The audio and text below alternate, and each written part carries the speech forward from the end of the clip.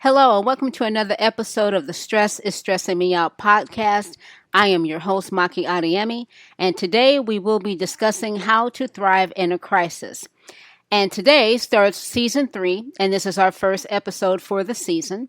Also, I want to apologize to everyone who went to the various podcast outlets to find this podcast for a new upload.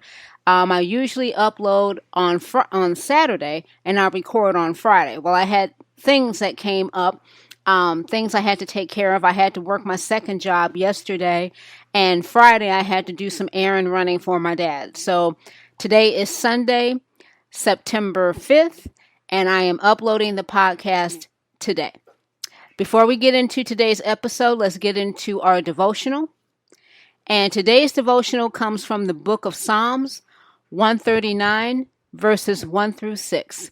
And it says, "Search me, God, and know my heart." And the name of this devotional is Wisely Weeding. My grandchildren are running around my backyard. Playing games? No, pulling weeds. Pulling them up by the roots.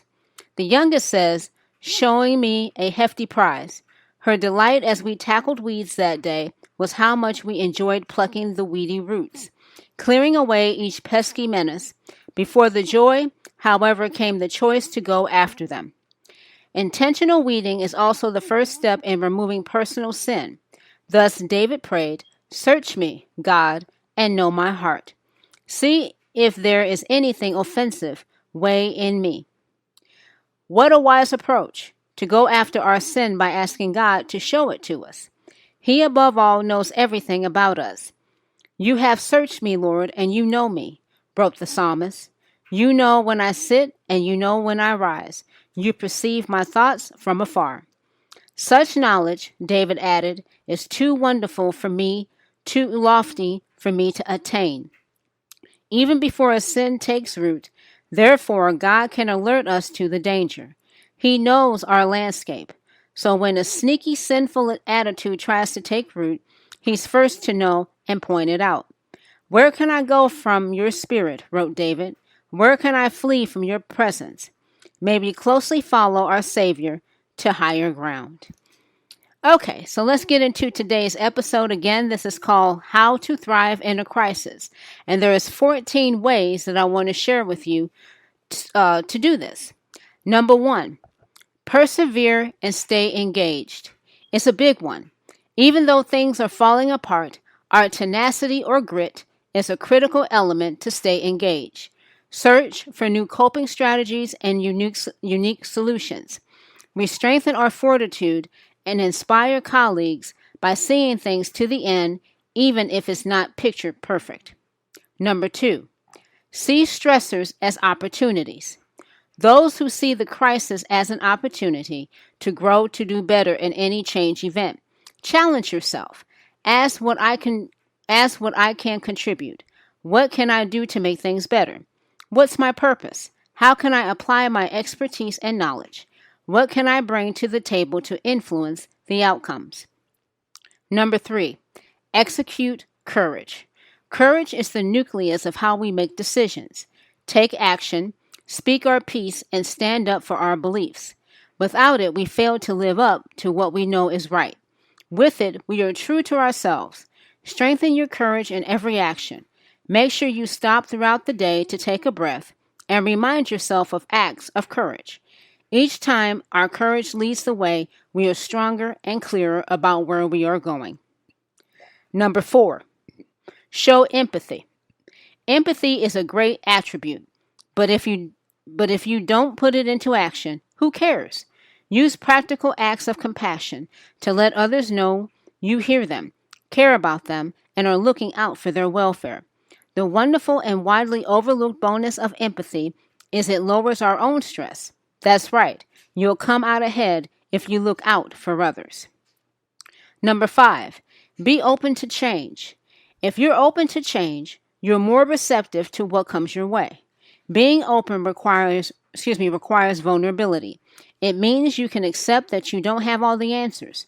That places you in a stronger position to learn and understand what's happening, assess how to respond, collaborate, learn from others, and test out new ideas. On the flip side, if you're a closed door,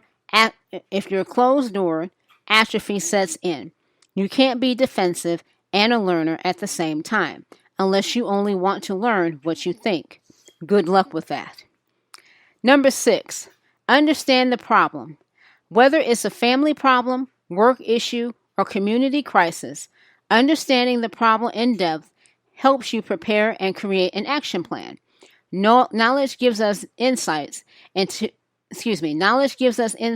assess how we measure up to the task at hand. If you're looking for a solution, there's no gain in underestimating or overestimating the seriousness of the problem. Number 7, build a realistic optimism. Realistic optimism is the way to forge ahead. We want leaders and colleagues who recognize we're in tough times and inspire us, help us to see what we can do to turn things around, provide hope, and chart a realistic path to a positive endpoint. Number 8, maintain a sound support system and balanced life. People who thrive in a crisis are not obsessed with the crisis 24/7. They create time for their family and friends. We need joy, fun, and time with loved ones and supportive communities that nourish our souls. And don't forget that it's okay to take a break and turn on Netflix. Number 9, employ resilience. Resilience means adapting to changing conditions, bouncing back and recovering from adversity. What could be more important in a crisis? Resilient team members and leaders know how to innovate. They are the ones who keep coming back with fresh perspectives. They have guts. What are you doing to coach for resilience in your organization? How do you cultivate and celebrate resilience? How do you show others you value it? One act of resilience inspires others to develop their resilience. Number 10, know your abilities. What are my competencies? Knowing them enables you to maximize your best efforts. Number 11, regulate your emotions. When we are stressed, we may feel testy, sensitive, anxious, or afraid. Keep your feelings in check. Slow down and take note that everyone is stressed. Use your confidants or mentors for support. Don't go it alone. In a crisis event, we're on high alert, running full speed ahead, and not in the best position to self-assess. Take stock of your strengths and review them throughout the day. Don't judge your emotions, manage them. Number 12, tolerate ambiguity. We are globally interconnected and overloaded with information that arrives at lightning speed. We see technologies becoming obsolete overnight. Life is more unpredictable.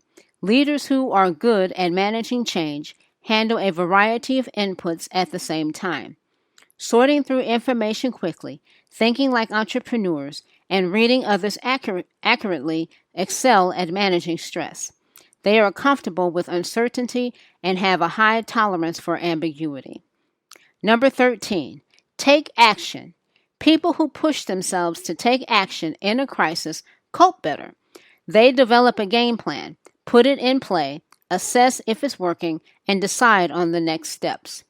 And finally, number 14, lead with your principles. When you lead with your principles, your colleagues see your commitment to your core values. They're inspired because they realize you're driven by a higher sense of calling and not going off in whatever direction the wind blows. Charting a course based on principles builds trust and demonstrates your integrity. So what do you think? What are your thoughts?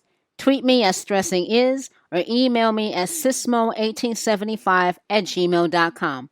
You can find this podcast on Spotify, Stitcher, iTunes, TuneIn, iHeartRadio, and Blog Talk Radio. Until next week, let not your heart be troubled. Relax.